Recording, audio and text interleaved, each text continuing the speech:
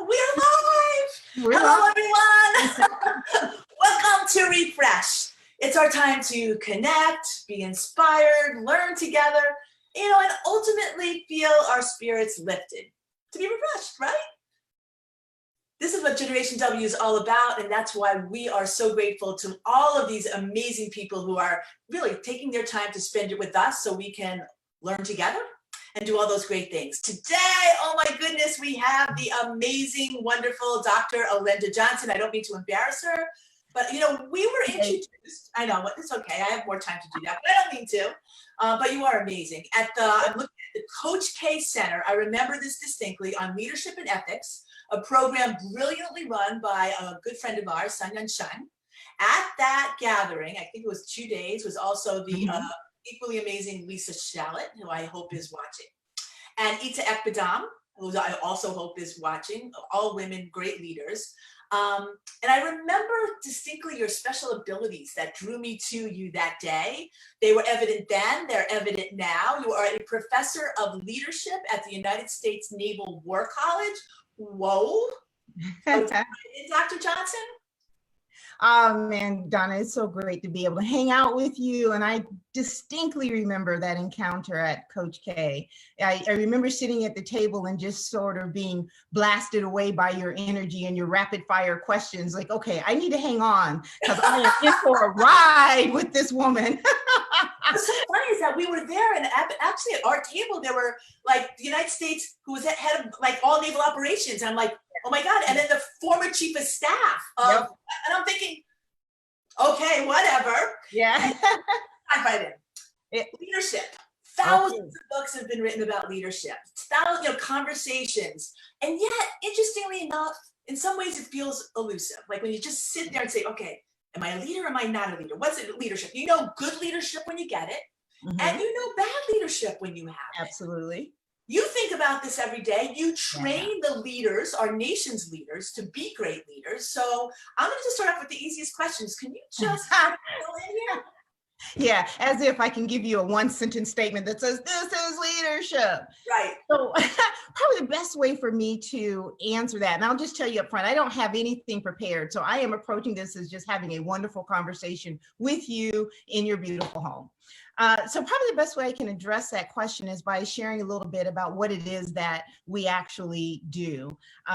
Because I'll be the first one to tell you that I don't necessarily teach people to be leaders, but rather I have the privilege of working with some already amazing leaders in their own right and really just helping them be more effective. So just for context, at the Naval War College, the folks I teach are senior military folks. I always like to use the example, if you remember the movie A Few Good Men with Jack Nicholson, you can handle the truth, right? Those are my students. They're just not all that bad. There are some awesome people, but that's the level at which we operate. So clearly, these are folks in the military from all branches of service who have already done some quite amazing things. So we make the distinction between leadership and leader, where leadership is the process of leading and leader is about the person as a leader. And so, we often hear about leadership training. For the most part, at least as we conceptualize it, leadership training focuses on those skills and those processes, whether it's communication skills or decision-making skills or those types of things. From the leader standpoint, we're really focusing on who you are as a person. What are your capacities that help you to be more effective? And that's really where I sit and our team sits in the work that we're doing.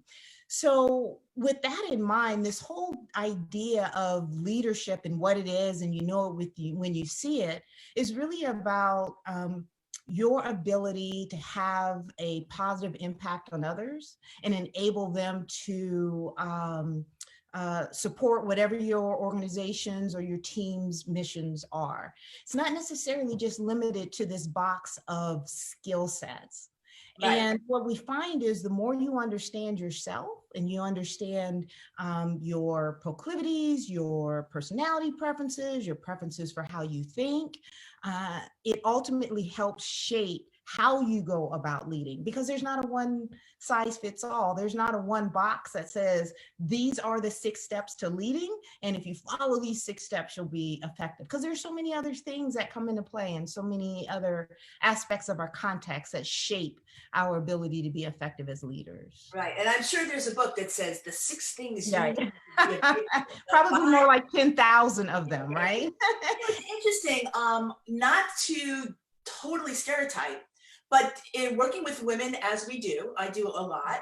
I find that at times women like step away from leadership. There's a young crop coming up, and there's older women who are amazing leaders. Yeah.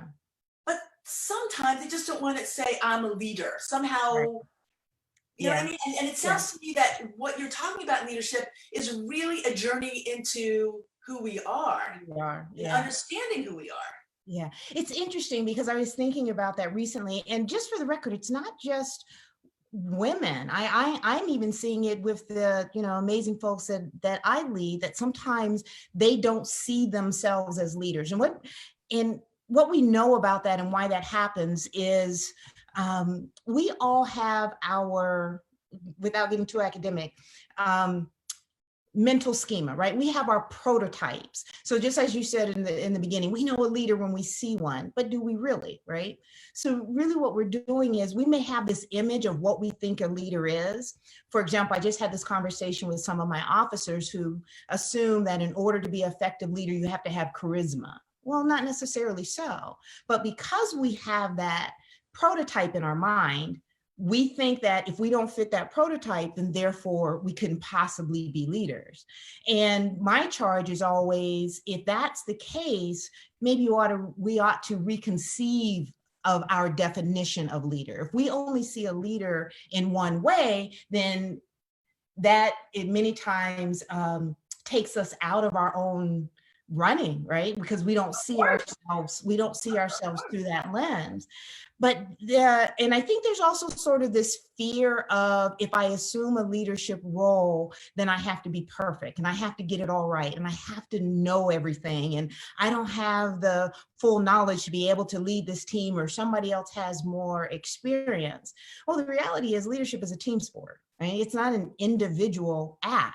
Right? And so I actually revel in the fact when I find myself in different leadership roles in not knowing everything, because that means I can rely on the expertise of the people on the team and sort of draw that in, and it relieves some of this pressure of I have to be the one. Leader doesn't equal the one, leader equals the team. Okay, so all I want to just say is there is so much value, so much to unpack in what you just said. You covered so much. Yeah. You were talking about charismatic leaders. It makes us think about our friend Melinda Wolf, who always talks about leadership and the introvert, right? You don't have to be, if you think you have to be the loud leader and you're not a loud person, you don't even want to, you don't step into that place, right? Right. You talked about what we see and what's branded as leadership. And as young girls growing up, not always seeing, whether it be the older white male or anyone that's male, but not girls or women, again, there's that place where you take yourself out of calling yourself a leader because we're not seeing that. And what you're speaking to is the power of the leader within. And that's really, really powerful. And I remember at ChenW, this is the year that you got everyone on their feet with such great appreciation and applause because they so leaned into what you shared. And Sherry, if you wanted to share that, I think it would be really great to build some more conversation off of this idea of personal leadership and that leadership is for everyone and understanding who we are. I am a girl who has come to accept that I lead in my everyday activities. When I volunteer, I lead. When I teach Bible study, I lead. When I care for my family, I lead. You see, leadership is more than a position or a title. Leadership, quite simply, is about helping others to excel and helping our institutions to succeed. And while leadership might involve some decision-making and delegating, the most effective leadership happens when we get others excited about our purpose and affirm their ability to contribute to that purpose. Oh, that brought back some memories. That was my first opportunity engagement with Generation W, and it was just so exciting. You know, there were what 1,300 young women, older women, men. I still remember the father who brought his daughter, right, just to be inspired by the different folks on the stage. That was just really, really exciting. I still can't thank you enough for the opportunity to share that. Yeah. Good memory. Now, Thanks. we thank you. I have to just say that when we were talking about this conversation, and I took this note about seeing and it follows up what we were just saying, seeing yourself as a leader in a place where you never saw yourself, right? So you're a girl from a teaser from Wyoming. If anyone else is from Wyoming, glad I told her when I was Diane, raise the roof. To say they were from Wyoming because there were so few of them. You didn't have any military background, and now you are a leader among leaders, right? In a military complex in a location in the Northeast. You never saw yourself there. Absolutely never saw myself doing what I'm doing. I mean, I am so privileged, and I get to work with some of the most amazing folks. And now my primary responsibility is working with admirals, flag officers in leadership. I'm an undergraduate business school professor by background. And you know me well enough to know that my faith is a very big part of who I am. And the short version of the story is I stepped out on faith. And what I realized is that lots of times we don't even know what we're capable of because we're afraid to step out of the boat, right? And that our challenge sometimes is to whatever is your driver. Whoops, I don't know. No, it's cool. Go on. Okay, I'm sorry. Something went out.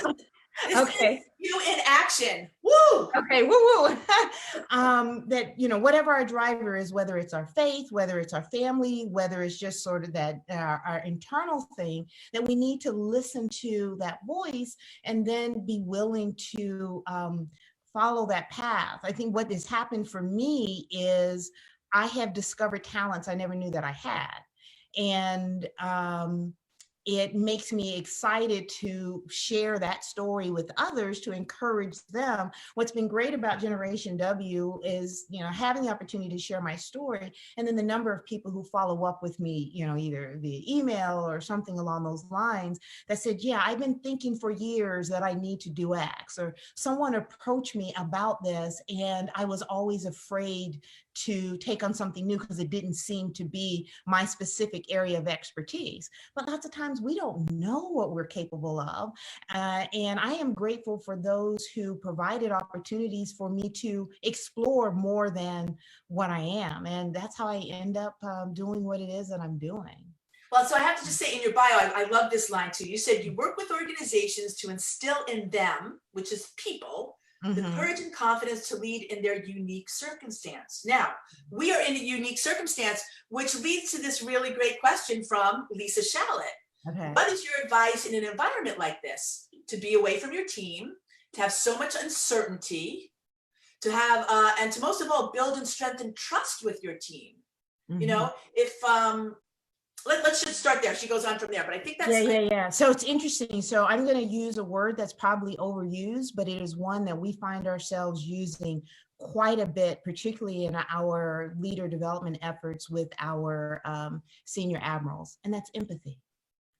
In uncertain times, empathy is probably more important than leaders may often realize. And that's, you know, having a sense of a shared experience. In uncertain times, your followers want to know that you're feeling the same level of uncertainty that they are. I think too often, sometimes as leaders, particularly in crisis circumstances, we feel this pressure to put forth this image that says, all right, I got this.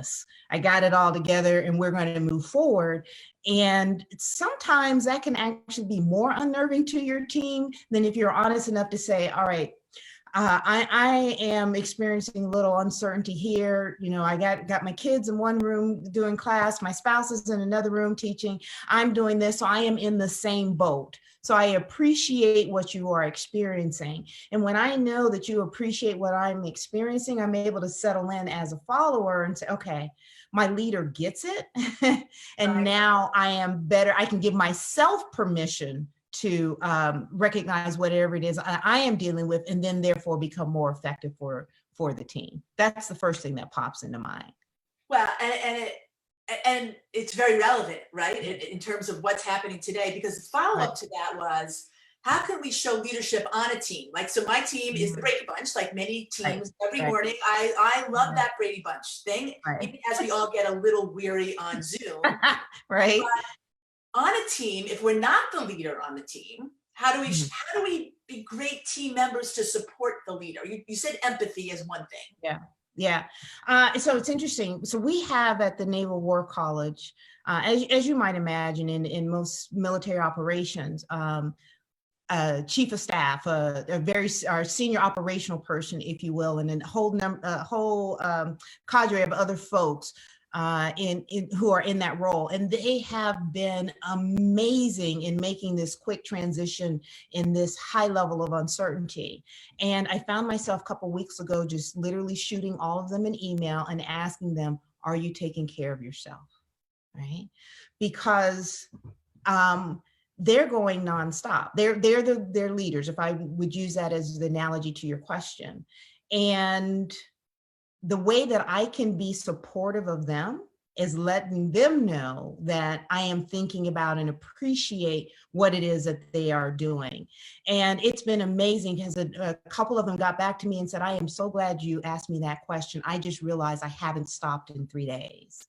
Or I just realized that I haven't had a conversation with my spouse or my children in 3 days. And so some of the times the ways that we can be a great team leader is by reaching out to the leader and helping find out what the leader's needs are and how you might be able to support that leader in that circumstance.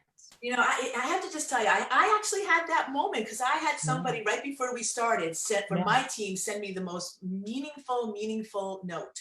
Yeah. Just out of the blue, I am grateful for this. Yes. And I wrote it quickly back. I don't know if you saw me. I just popped on my computer.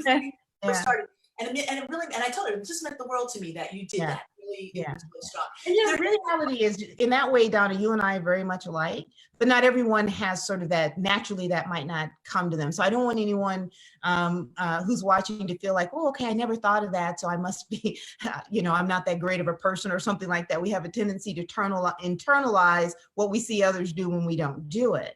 But your way of contributing might be something different. It might be to reach out and help with the technical problem or something like that. Being a great team member is really just showing that you are involved in whichever way you naturally can feel yourself becoming involved.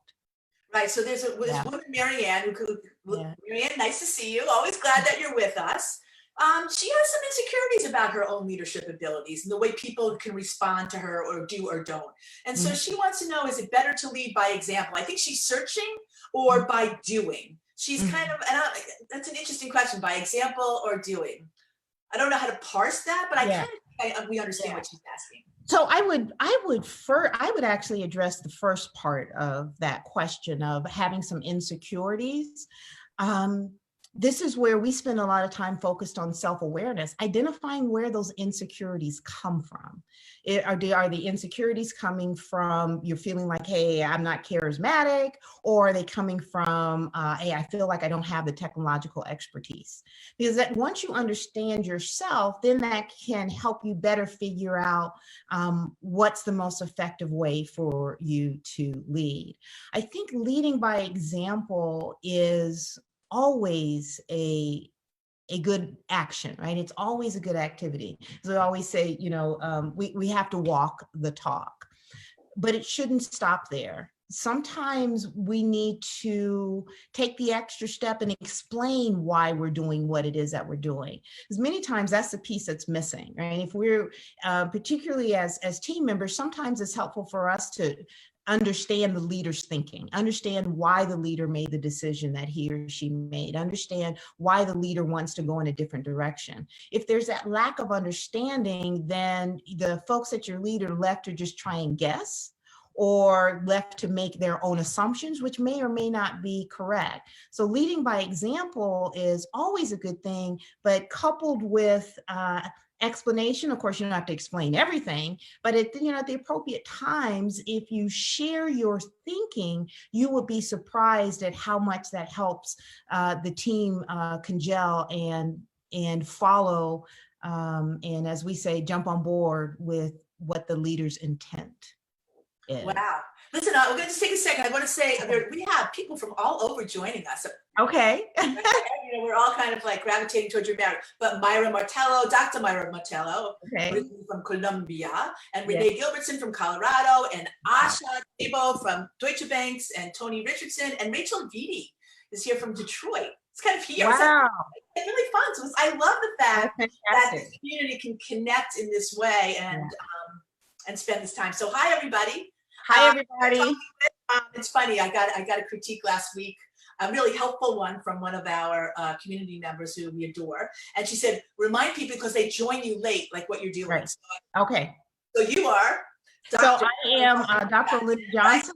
I am a professor at the United States Naval War College in Newport, Rhode Island, and my focus is on strategic leadership and leader development. I have the privilege of working with some of our most amazing military and civilian leaders who protect our nation and keep our families safe. That's me. You are, and you are all that and more. So I'm going to go back to our friend Lisa. And by the way, it's kind of funny because Lisa and you and I have had many conversations. But it goes back to this question of vulnerability and confidence, right? And it's funny because you and I the other day talked about Brene Brown. Yep. Because her hallmark, she as amazing as she is all about vulnerability.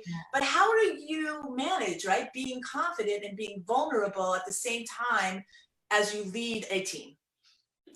I think so. It's interesting because we started having this conversation about vulnerability with our admirals back in 2017. And I'll be honest, at the time, not familiar with Brené's work. And in our conversation, what we were doing is recognizing or helping, hopefully having the conversation and recognizing that vulnerability and confidence aren't necessarily two opposite ends of a continuum. Rather, vulnerability is something that helps support confidence, right? Because it takes confidence to allow yourself to be vulnerable to others, right? I think it gets back to how we conceive of a concept. If we conceive of, and this was our conversation, if you conceive of vulnerability as something that says, I am showing those that I lead that I don't know what I'm doing, right? Then that puts a negative framing on it. But if you think of vulnerability in terms of openness, right? And my willingness to be open towards those that I lead, then it has a much different frame. And that openness actually gives those you lead to have permission to say, yeah, here's where I need help. Here are the questions that I have. If we are closed rather than open, then we actually set ourselves and those that we lead to be afraid to ask questions, to be afraid to seek help. This has become particularly important at our most senior levels because of executive wellness. If I feel like I have to bear the burden all of my own, that can become mentally challenging. So this vulnerability from the standpoint of openness is actually, it takes courage, first of all, but it also actually can enhance your confidence as opposed to seeing it as an opposition to confidence. I don't know if that helps. For me, it's an amazing. I'll follow up with Lisa and ask her whether or not that hit. We have first conversation. Oh my God, I love that answer. She just said that. So okay. immediate feedback on that. All right. It's interesting. We do a lot of work with girls, our Generation WOW program, and I often will say, actually, our opening question when we usually have like 800 girls, how many of you think you can change the world? Mm-hmm. And really what we're asking them is, in a sense, do they believe in their own leadership skills to influence?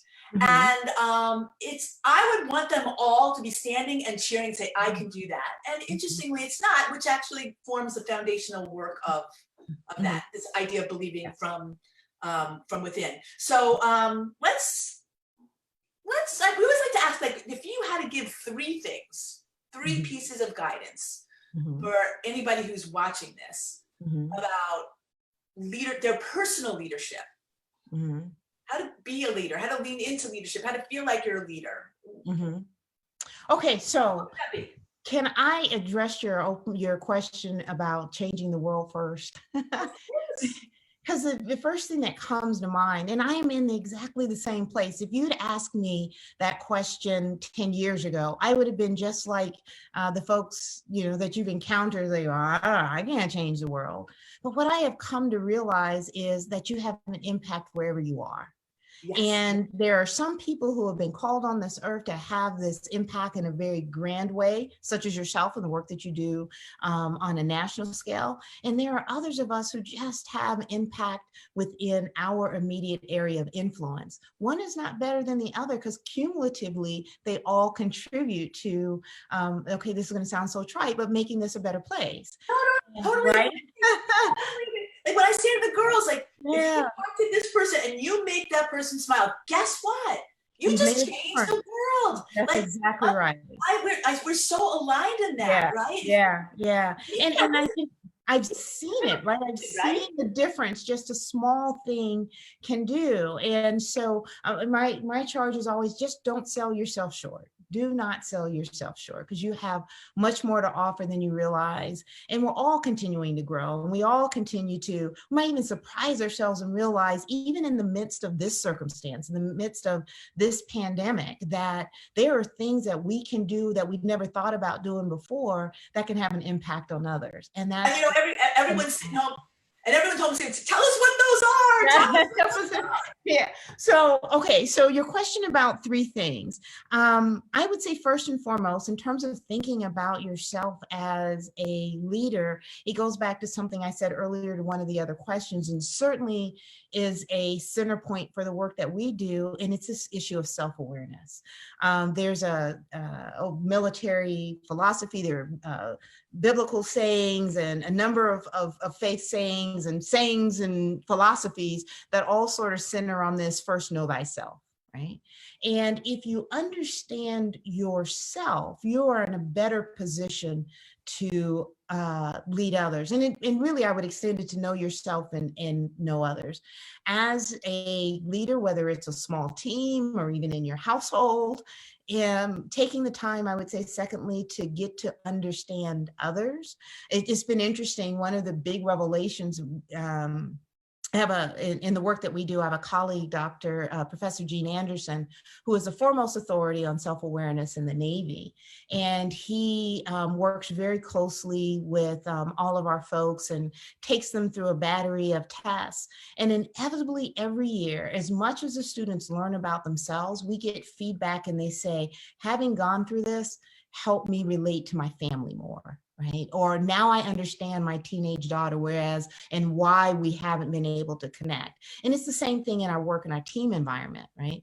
The more we understand ourselves, we also get an insight into understanding others. And one of the challenges of leaders is we oftentimes expect others to behave and think in the same way that we do. Yes, And if they don't, they're broken, right? And or they just don't get it or right.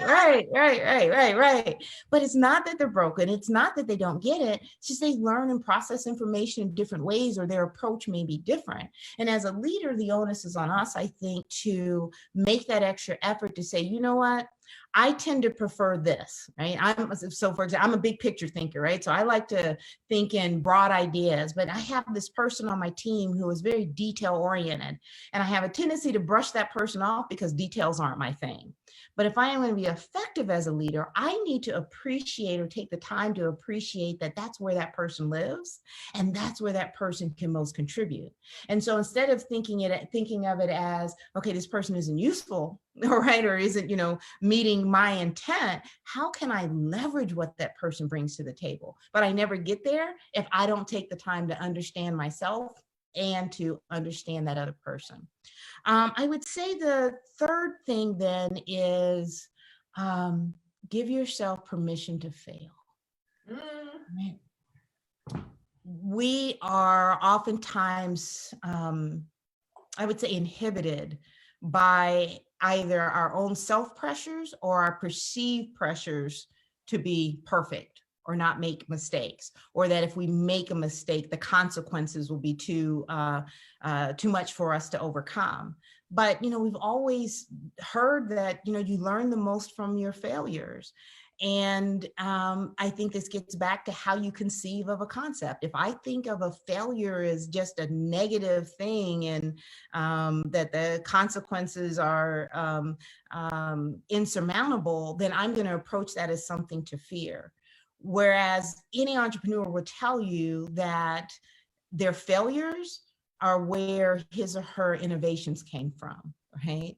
Or where their strength in leadership came from, or where you learn more about yourself. You know what? I didn't get this right, but I persevered, or I was resilient enough, or this is what I learned, or here's how I helped my team get through this. And so if we give ourselves permission to fail and see that this idea of failure as not a negative, but an opportunity for growth as a leader, then it positions us in a great place. I remember seeing on a sign once, this saying, leadership is an event, not a person. I love that, because too often when we fail, we internalize it and somehow it's us, right? And then it becomes debilitating and we can never pull ourselves out of it. But if we see it as, this is a circumstance that happened at this point in time, what can I draw from it? And how will this make me a better person and therefore make me a better leader? How might this strengthen my team? Then that puts us in a different and hopefully more advanced place. All right, I'm done. I talk a lot, right? Oh, see, everybody, we're leaving Dr. Johnson. No, you're not done. You're just beginning. I knew once you started to talk about failure, people want to know about failure. And then invariably, you're going to say, the question I'm going to ask you is, tell us about a failure. Or, it doesn't have to be your own, but even in your teaching, something that you've seen and observed that, people thought was the end of the world, but turned out to be an incredible learning situation. Yeah, so if I think about that for myself, I think about times where either I rushed to a decision and just did not take the time to think about the decision. I remember I was leading an organization and because I'm this big picture person and I just like to, move on with great ideas, I did not take into account a lot of the details that were necessary in the decision. And it ended up costing our small organization some funding. It potentially hindered a working relationship with an organization as well as one of my mentors. And that was a huge lesson for me. And what it caused me to do was to realize in that position, I was functioning as the sole leader as opposed to the leader of teams, and taking in the advice and the perspectives of others. That experience taught me a lot about the value of different perspectives. And oftentimes when someone's perspective is different than ours, we say we hear their perspective, but really we just receive it through our own lens. And that really challenged me to say, let me take myself out of it and learn what it means to value a perspective that's different than mine and be okay with a different perspective actually driving a decision. Does that make sense? Oh my God, it's beautiful. I mean, I was just literally writing it down. Value a different perspective that is not mine, but still that's not mine, but still has a lot of value. Yeah. So there's a question here actually from Stacy that I think really ties into this, which is, how do you learn how to be more self-aware, right? How do you get that kind of feedback? And how do you recognize those challenges, own them? Yeah. So it's interesting. clearly because of the work that we do, we have access to, experts who give us all this testing, and you can go through that. So in your organization, or there are even different developmental programs or that type of thing, will oftentimes involve some type of self-awareness instrument. Now, if you don't have access to that, the easiest way to get feedback is to ask. Our problem is, and I am certainly guilty of this, is I don't want to know, so I don't ask. Right? I totally get that. I really don't want you to tell me about myself. So the way I can avoid that is by not asking the question. But, gratefully, I am surrounded by, think of one of my colleagues, Dr. Liz Cavallero, who is just awesome. If I ask her, she will tell me, this is what you just did. This is why it didn't work. And here's what you need to know about yourself, right? Having trusted confidants is really important. And it may be somebody you work with, or it may be just a really close friend, right? Hopefully, many of us, you have that friend who's going to give you the truth. And, I always think of my friends where I call them if I have or my sister, even if I have a particular work experience and I am calling, I'm complaining about such and such, will just break me down and say, yeah, but did you think about it through their perspective? And here's what I see happen. I'm actually calling because I want them to affirm my rant, and they will be truthful and say, here's what you tend to do, right? Or here's your preference, and here's how I see that playing out. Right. So, we don't have to necessarily have, if we don't all have access to these wonderful psychometric testing that gives us insight to ourselves, we can take it upon ourselves to ask people who know us best, and they'll tell you the truth. They will absolutely tell you the truth. Now, the challenge is how we receive that truth. Right. And we're human. I will tell you honestly, my human reaction initially is to rationalize it away or make excuses for it. It's like, yeah, all right, well, that was just this one instance. And then you realize, okay, she's told me that 3 times now. So clearly it's not this one instance. And then I have to decide for myself how I want to evolve from it. Mm-hmm. As opposed to just saying, okay, you told me, you gave me the feedback, but if I keep behaving or responding or thinking in the same way, I've not allowed myself any opportunity to grow. All right. Right. Okay. So now now people are digging in. I'm going to read you. Okay, that's good. From Laura. In a leadership role, how do you navigate through turbulent waters when there is a person who attempts to sabotage? And I know this never happens in the military or anywhere in any corporation, mm-hmm. Or doesn't provide all the information you need. Yeah, that's a hard one. I mean, here's the reality. As my mother often says, if it were easy, everybody would do it. And leadership is certainly not easy because of those circumstances. There's a lot that you cannot control. And I, for the person who's asking the question, I absolutely understand the frustration, right? And, you feel like either the person is either competing or deliberately not being a great team player, or whatever the case may be. And I know in those experiences that I've had similar to that, I'll be honest and tell you, I did not handle them well initially because I took it very personally. Yes. Well, right? Yes. Right. We're human. You take it very personally because it's as though this person is attacking you or trying to hinder you or perceiving you in a particular way. And it wasn't until I was reminded by a really good friend who I call my spiritual guidance counselor that we shouldn't make other people's issues our issues.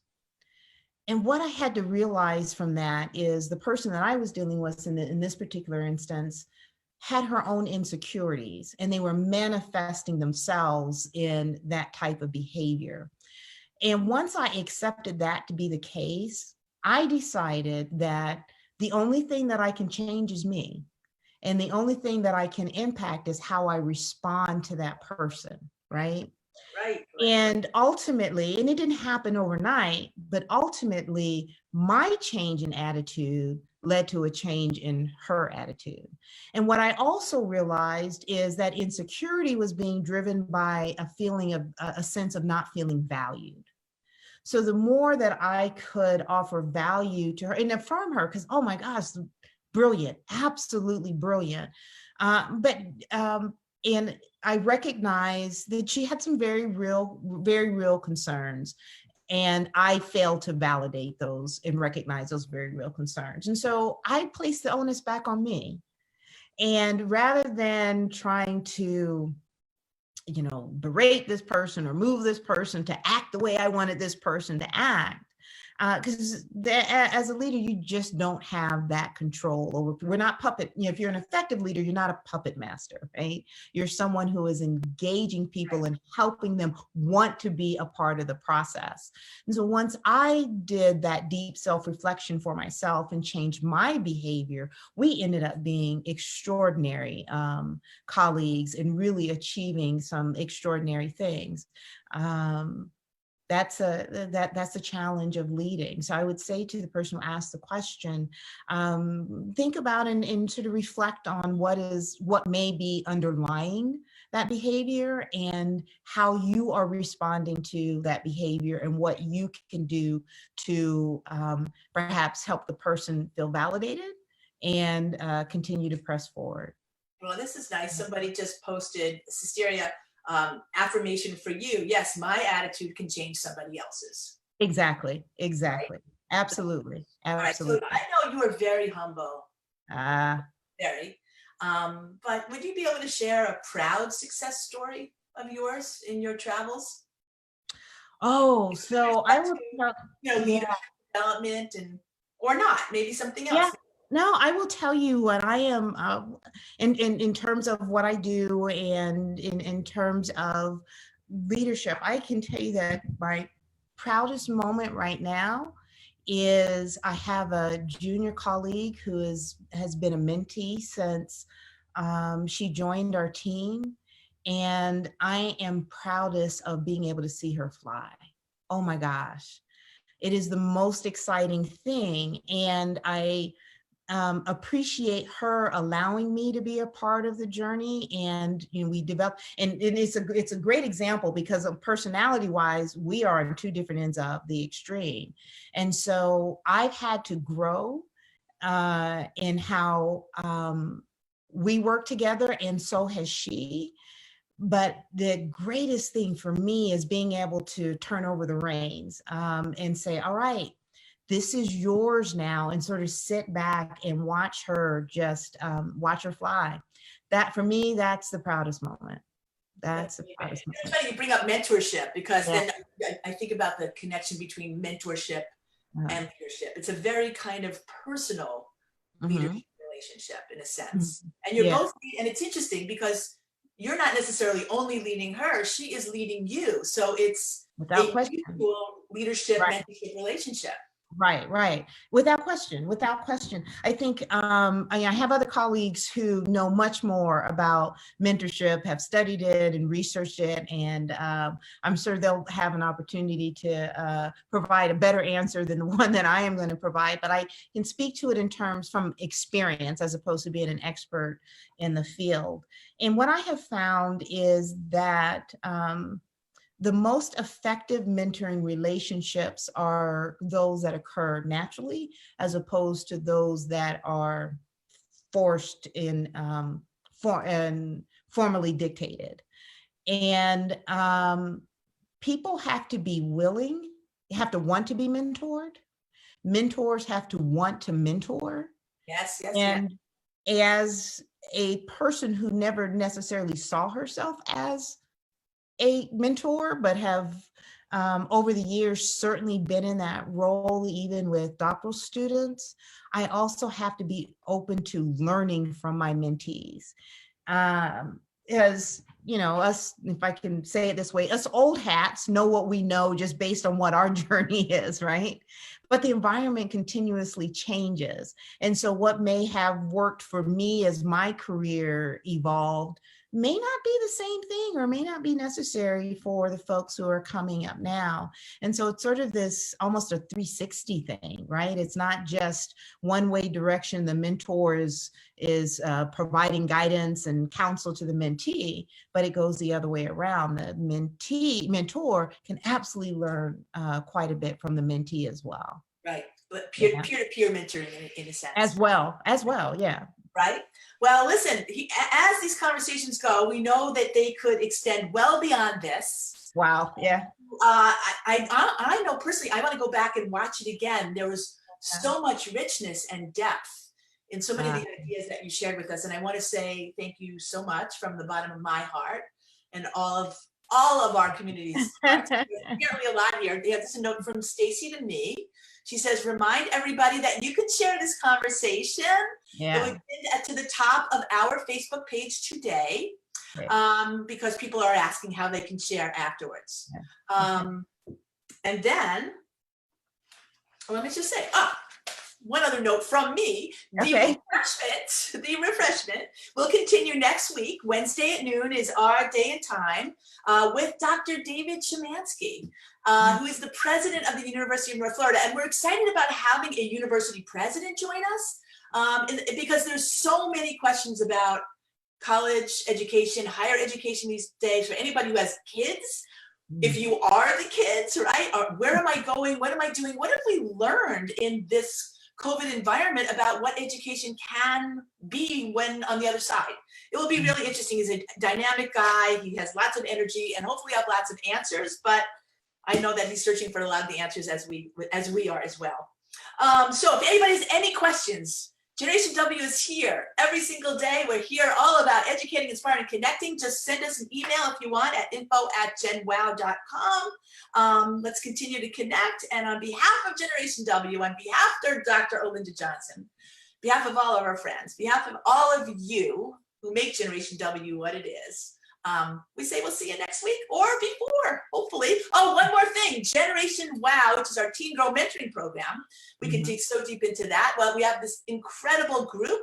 It grows. It's also girls from all over the country. If you know any girls, again, info@genw.com. Send them our way. We have a beautiful virtual Generation Wow club.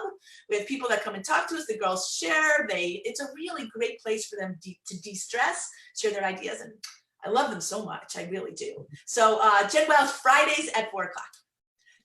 Everyone, thank you, Olenda. Thank you, Donna, so much. I really appreciate the opportunity to have this wonderful conversation. That time went by too quickly, but hopefully somebody can take away a nugget or two that will be a beneficial and a blessing to them. Thank you. It's a gold mine. I don't know about all that, but thank you. Bye. Bye-bye.